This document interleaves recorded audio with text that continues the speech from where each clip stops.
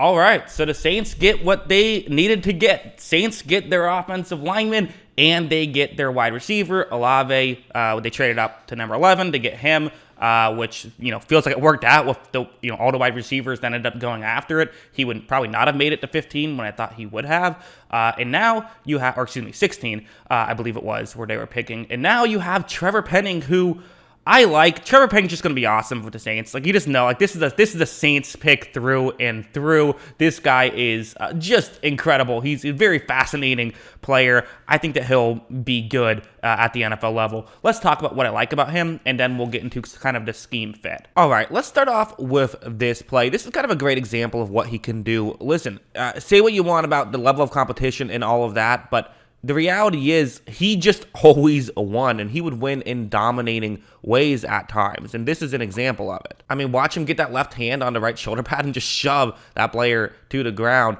That's just, again, it's a dominant win, and his power was just so clear on display watching his film. There's no denying that. And, you could even argue he would push guys a little too far sometimes. That definitely happened. Here's another good example of what he can do. This is going to be in the running game. Watch what happens here. So as you see, he's going to kind of allow the edge rusher to almost get to the, get his hands inside, on Penning's chest here. I think it's actually fair to say Penning might have picked up some bad habits in allowing this to happen because he is so big and strong that, guys at the college level weren't really able to push him around, but NFL players probably will, and I could see him getting beaten a couple embarrassing ways in the NFL level if he allows this to keep happening, although, again, the flip side is guys tend to do what works. So he did this because it worked at the college level. Once it stops working at the NFL level, I do think that he can then try and, figure something else out. Watch him be able to, again, he still has solid hand placement and even, shoves him away a little bit at the end there. You definitely saw Penning, hit guys up until the whistle and sometimes hit guys after the whistle. He averaged over a personal foul every 2 games, so that's got to go way down. You can't win football games with those kind of penalties. He had over a penalty a game. Like, that just can't happen. But again, the actual tape itself is very good. I guess going over here, one of the negatives I do have with him is he's just not the most polished player and he's not the best athlete. That's very true. His hands are very good when he gets the hand placement he wants, and I think that his power is clearly very good, and I do trust that he'll figure out kind of some of the technique issues. The athleticism, though, is just not where he thrives, and this is an example. So it's going to be a one-on-one block, and so he's going to have to get up and block someone at the next level, and these are kind of where he can sometimes miss his blocks. Look at how right when this play begins, you see that he's getting up to that second level, and, listen, trying to block someone smaller than him. So the athleticism can be, it's a bit of a mismatch in that regard, but still you would like him to be able to at least get in the way of that guy. And if you get in the way, shove him way out of the way. Instead, Penning just misses this block altogether. It's just not a great play. And, even sort of pushes someone there, which I think you could have maybe called that as a penalty if you wanted to. Not the best play from Penning, in my opinion.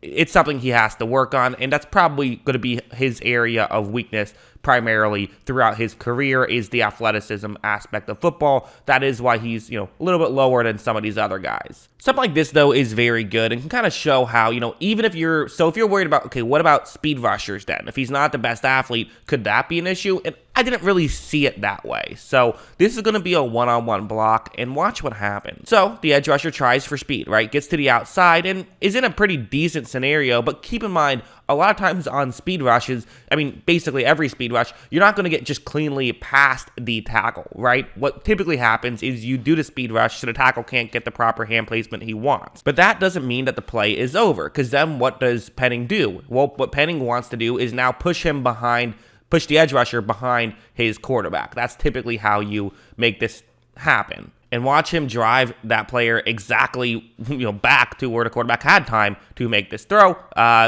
Play itself didn't work out too well, but, he did his job on that one. So the speed rush stuff, I'm not too concerned about because he has power. And if you have power, speed rushes actually aren't that valuable. They still can work, but you have to be a strong guy yourself to make it work against Penning if you are going to try a speed rush. So if he is a tackle, which, maybe he'll be a tackle, maybe he'll be a guard, but if he does play tackle, and, maybe he'll play both, right? But if he does end up being a tackle, he can sort of be the kind of guy to I think still be okay in those scenarios. It really is more so things like this, where you have, Penning, who's going to be going to the outside here and making a block. And again, I've touched on it already. These are the two issues with Penning. One, he didn't have the greatest Senior Bowl. That tape was not spectacular, so that was very much a real thing. Which, when part of what we talk about with him is the fact that he played at a low level of competition, and that's kind of a bit concerning.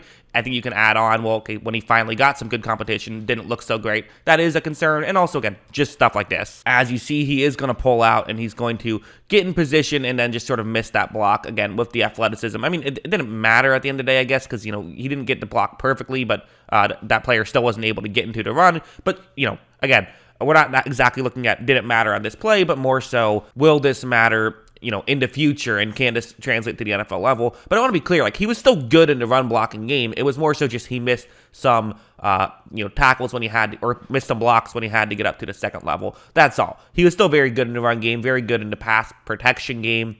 Production does matter when, we're talking about translating to the next level. It's production against weak competition, but he was legitimately awesome. So there is a bit of a risk factor with him, but the tape, I would say, is very good. So yeah, I mean, the way I view this is that this is almost certainly a Teron Armstead replacement. They are a team that like to run the ball. Again, assuming that there's a new head coach, but it's in the same regime. So I'm assuming there will be a lot of stylistic similarities and a lot of similar coaching philosophies, but maybe some changes. But I'm assuming they're going to run the ball as well. This is the guy who just bullied people in the running game. I talked about the, some of the misses when he's in open space, but I think his PFF run block grade was 99.9. It was basically a perfect grade. So, and that stuff actually translates really well to the next level. Now, also level of competition does factor in there, though, so that's kind of the question. But the way I view it is there a chance he doesn't work out?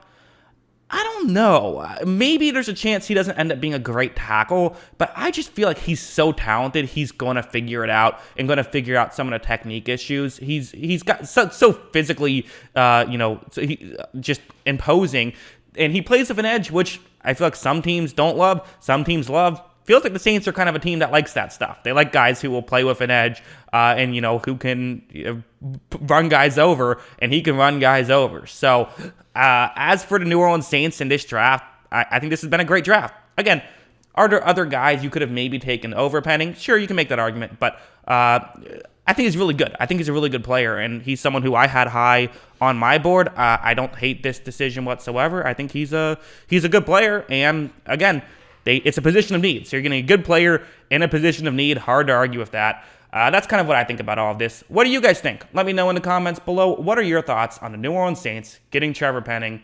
Always love hearing from you. And of course, as always, thanks for watching.